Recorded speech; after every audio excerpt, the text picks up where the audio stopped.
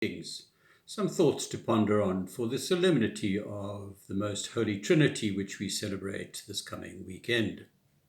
In the name of the Father, the Son, and the Holy Spirit. The sign of the cross is a very simple prayer, but it reflects one of the most complex truths of our faith, that the one true God is a trinity of divine persons.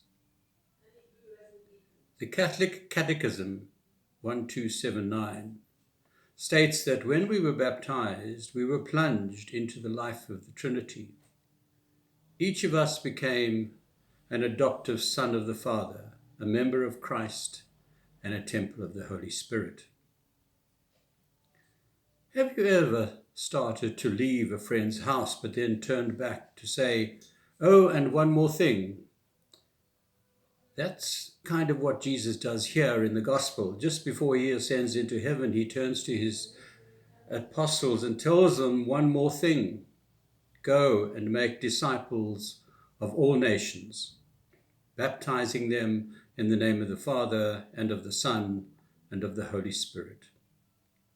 Jesus specifically commanded his disciples to baptize in the name of the Trinity. Baptize them, immerse them in all that it means. And those words are for us too. Tell people who the Father is, who the Son is, and who the Holy Spirit is. To help us here are a few points we can all meditate on this weekend so that we are better equipped to go out and make disciples of ourselves. The Father. He is the creator of the universe who holds us close to his heart. He is supreme above all things. He knows us completely and loved us absolutely before we were even conceived. The Son. He is the image of the invisible God, divine love in human form.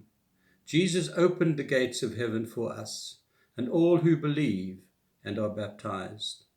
On the cross, he restored our relationship with God, bringing us back into his embrace.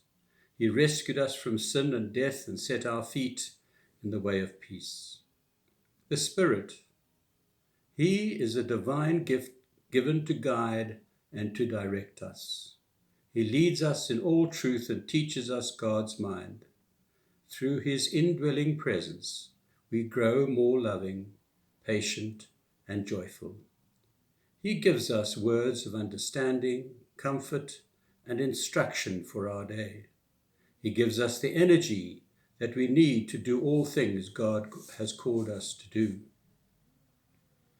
And a final point to ponder on. Have you ever reflected on the graces of God, received initially in the sacrament of baptism? In what ways should such reflections cause us to praise and adore God for showing us his mercy and giving us a share of his divine life?